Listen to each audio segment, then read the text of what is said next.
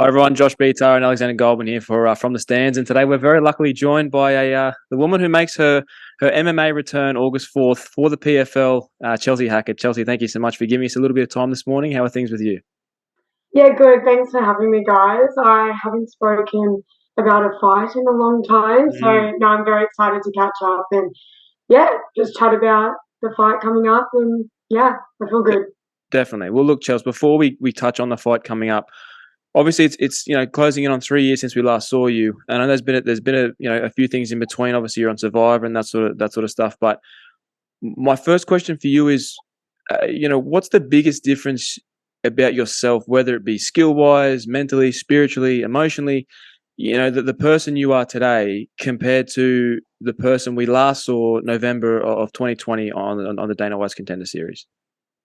Yeah, man, it's just like I'm a completely different person in everything you just listed, like in all aspects of not just obviously physically and being a better fighter and getting, more time in the gym, working on my weaknesses, but also just growing as a person. And, November 2020, I just turned 22, like I was still so young. It's been a long time since I've fought, but I'm just a completely different person in and out of the cage. So yeah, I'm really, really proud of the progress I've made, not just in the sport outside the cage, but also, working on my mental health, working on, controlling my emotions, all of those sorts of things that come into it as you get older. So, no, I'm really happy and really, just comfortable where I am right now.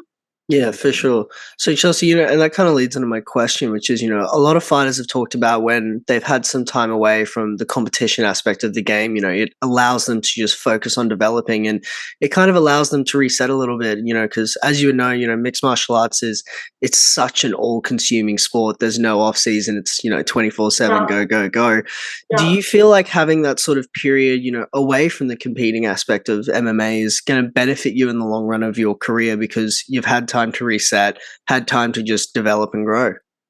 Oh, 100%. You put it perfectly. Like, to me, it's not like I've just sat on the sidelines and not trained for 3 years. It's honestly the complete opposite. So the development that I've made in the last 3 years is going to show in this PFL debut. And, I it's been such a rough 3 years for me, like because I've still been in the sport and I've still been training day in, day out. It's been hard taking that long of a break, and a lot of the circumstances were not in my control. It's not because I wanted to have a break. It's because I couldn't get matched in Australia. It's because I was injured. It's because my visa got denied. So there were so many variables that were out of my control that were stopping me from fighting. So that was hard to get through in the last 3 years for sure. But the biggest the biggest thing I'm taking away from this time is the development as a fighter that I've made. And like I've been fighting since I was 12. I had my first fight when I was 12 years old. I've been doing this literally my whole life. Mm, And this is the longest I've gone without fighting. So yeah. it like you said, it was almost like I sit back now and I'm like, everything that happened to me, whether it was in my control or not, has put me in a position of where I am today, like just so content, so happy, so confident. And I wouldn't be here if I didn't have that time to develop as an MMA fighter. Yeah, definitely. Look, Chelsea, one thing I'm not really a fan of is the question of how is camp going, but I feel like it's warranted in this situation because it's been such a long time away, from the sport, and since you've had a camp per Yeah. se, I know you've been training, but since an actual camp has been in play. So for you, what if anything have you found has been the biggest difference from your last camp, November of 2020, October of 2020 to now, as we're heading in 2 weeks away from your fight in the PFL? I think the biggest change is what I know now, like how much more of MMA I know now. Mm, So the reps and the days in the gym before the camp started, which was literally 2.5 years, mm, prepared me for this camp going in. And, mm. you know, going into this camp felt like I can't even compare them. To be honest, I can't compare them. Like the contender fight was so long ago. yeah, probably when I was in that camp, I thought it was the best camp of my life, as everyone does. Yeah. But in the position I am now, looking back at that, I'm like, wow, I didn't know a lot, and it's almost like, you know that saying, like, if it's not broke, don't fix it. And you keep going on with that until it doesn't work out for you, and that's what happened with Contender. So no, like, I can't even compare the two camps, to be honest. I've actually done, like, in the almost 3 years I've been out of the cage, this will be like my 5th or 6th fight camp, but I'm actually fighting at the end. Wow. If that makes sense. Yeah. So I've actually done so many camps where I haven't fought at the end of it, and like for a lot of people that can break them mentally, physically. I'm financially not in a great position. Like, I run a business, but I'm trying to be MMA is my life, it's my career, that's where I want to make a living. But I've been sitting on the sidelines for 3 years without fighting. So obviously financially, like, I'm struggling. So when you go through camps and you have time away from home, I went to Sydney for a few of my camps. I spent 8 weeks away from home. I wasn't working for that entire time. Yeah. My visa gets denied. I don't have a fight at the end. Like, that shit, it hurts. It sucks. You go through so much pain. But it's like, it's almost like it happens to you for where you're supposed to go, if that makes sense. Like, now I'm like, okay, it was shit at the time, but I'm so much stronger, so much better for it. So, I think that's the biggest thing. Like, this isn't my first camp back from Contender. This is like my 7th camp back. It's just we're fighting at the end of it. Yeah, for sure. So, look, Chelsea, you spoken earlier, which is, you've been fighting since you were 12 years old, and I wanted to know, transitioning your striking from Muay Thai to mixed martial arts, what was the most difficult aspect? Was it your positioning when you threw shots because you now had takedowns to worry about? Was it how you defended shots? Because obviously the small gloves make a difference, but what was sort of the hardest thing for you to transition with your striking skill set to mixed martial arts? I think the hardest thing coming from a Muay Thai background is the stance. You're very upright, you're very narrow stance, and also movement. So, like, traditional Muay Thai fight, you stand in front of each other and you bang. Like, you get hit, you hit back. It's just like tit for tat. But if you fight like that in MMA, 1, you're getting knocked out, or 2, you're going to get taken down. So that's been the biggest thing for me, and the most amount of time to sort of retrain myself. Like, okay, we're switching stances, we're moving, we're not going to be so upright, we're going to be more centered. Like, you got to be ready for those takedowns. So that's been the hardest part in the striking aspect. And I think a lot of people don't realize that. I think I've been noticing, like, a lot more Muay Thai fighters wanting to do the transition to MMA lately. Like, it's been a big push, and I love it because, like, that's what I did. But I'm also like, man, like, you guys have to be gritty. You have to really put the hours in because it's not easy. And I'm still learning and retraining myself. And I've been now doing MMA for 5.5, 6 years. So it takes a long time. But I can promise them that if you're resilient and you put in the work, like, you will get the reward, and it will feel more comfortable. Like, that's the thing with me. Like, now I'm like, nah, I feel comfortable. Like, we're all good. I've got rid of those habits from Muay Thai. They're gone, and I'm now a complete MMA fighter. Definitely. Chelsea, look, August 4th, Kai Bennett is your opponent. Very similar in age. She's 3-2 as a professional. How much tape have you watched on Kai and her fights, if any? And sort of, in your mind, how do you see this fight playing out? I'm really excited to fight Kai. I hadn't heard of her until I was obviously matched with her. But, we've watched her last fight, which for me is good. It was very recent. It was maybe over 2 months ago. So, that's good footage to look at. But in saying that, you can't judge a person based on a fight, and I know that. And, but going by her last fight, it makes me really excited because I feel like we are both quite similar. We're similar builds.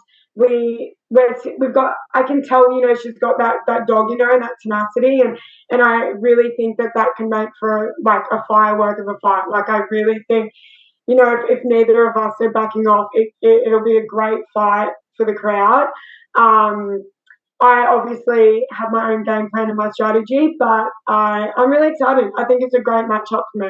In saying that as well, before Alex says his question, I just want to say one thing. It's actually going to be harder for her to watch tape on you because you're such a different fighter to what you were 2.5 years ago.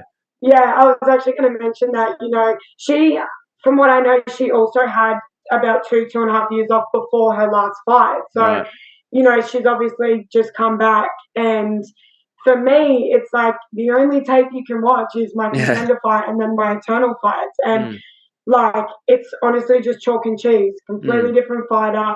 So, yeah, I mean, if that's the way she's gone about her camp, going by my footage, she's going to be in for surprise, that's for sure. Yeah. For sure.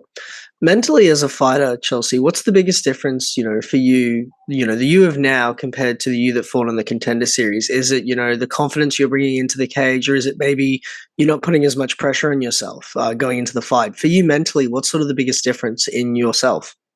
It's actually both of those things you just said. So the first one is like the confidence in my own ability now. Like I'm going in with a full tool bag. Like I've got all these tools.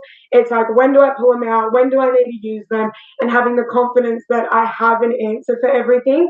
That's the biggest change from Contender. And then secondly, the pressure is a big thing. I went into Contender with like, I felt like it was like the whole of Australia on my shoulders. And part of that was my fault because I was exposing myself to social media. Everyone like, you're going to kill it, you're going to smash it. Like, and I was just too young to be aware of that and emotionally disconnect myself. I didn't do that, and I really wish I did. But, that experience now has made me like deal with situations a lot better and differently. So I was only talking to Ben, my coach, yesterday about how different I feel coming into this fight, because I'm fighting for myself. I'm not fighting for anyone else. Whereas Contender, I felt like I was trying to please everyone and I was trying to make everyone proud. But this,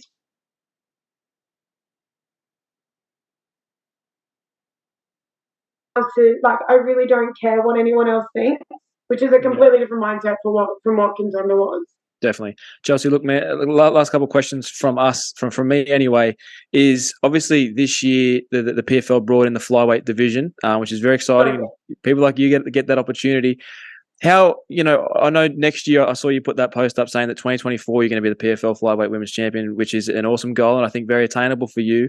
How much extra motivation does it give you knowing that, you could potentially be the new face of women's flyweight MMA for the PFL? Because I remember, I'll say I've been following you for your career for quite a few years, and I remember seeing your post it must have been a year or two ago, about you wanting to take on Shevchenko when she was the champion, and saying that one day you were going to get a crack at her. Obviously, she's lost the belt now, but you now have a unique opportunity with the PFL bringing in that flyweight division for you to become that face of women's flyweight MMA. So what does that sort of feel like, knowing that, you have that opportunity now right in front of you? Oh, it's massive.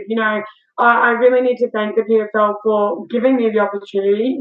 It's not easy to hand a fighter a contract when they haven't fought in a very long time. So that I'm very grateful for the PFL for doing and putting that belief in me. But it's now my turn and my time to prove to them that, one, they made the right decision, and two, I really can be the face of the flyweight division in the PFL. I honestly believe that. I think I have everything I need to take it all the way. And I will continue to grow and get better as a fighter through the process. But the biggest thing about the PFL that I love, and as soon as I found out that they were adding my division, me and my manager, we jumped straight on it, because the season is so, like, fighters want to fight. Fighters need to get paid. If it's your full-time job, that's your financial, that's what you're living off. So in the PFL, it's this, you win or you go home. You win, you move to the next round. You win. I love that that strategy and that whole concept. So that's what makes me really excited about going into next year is, okay, sweet, that we've got 10 girls in the division. I need to wipe all of them out and get to that $1 million at the end. And like you said, it's so attainable. It's such a realistic goal for me to have. Definitely. And that's how I'm taking these fights. You know, this fight with Kai, I'm not looking past her at all. I think she's going to be a tough opponent for me, and I think she's going to bring a fight. But I'm here for the long haul with the PFL and to make a full run at that belt. Definitely. Well, look, Chelsea, last question from me today is, I was listening to Weighing In the other day with Josh Thompson and John McCarthy, and they were talking about how, women's mixed martial arts has moved past the Hoist Gracie era. It has moved past that sort of Frank Shamrock era of MMA. And, female mixed martial arts is now entering that GSP era where we have, well-rounded female mixed martial artists, from top to bottom that are incredibly skilled where anyone can win really on any given night.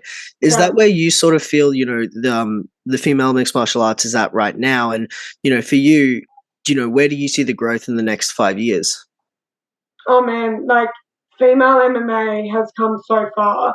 And I think, it's a hard one because in Australia, I feel like we're such a small, there isn't many female Australian fighters. That's why when I signed with the PFL, I was like, thank you, because part of my issue the last 2.5 years is no one will fight me. So, I'm like, I need to fight, but I can't fight in Australia.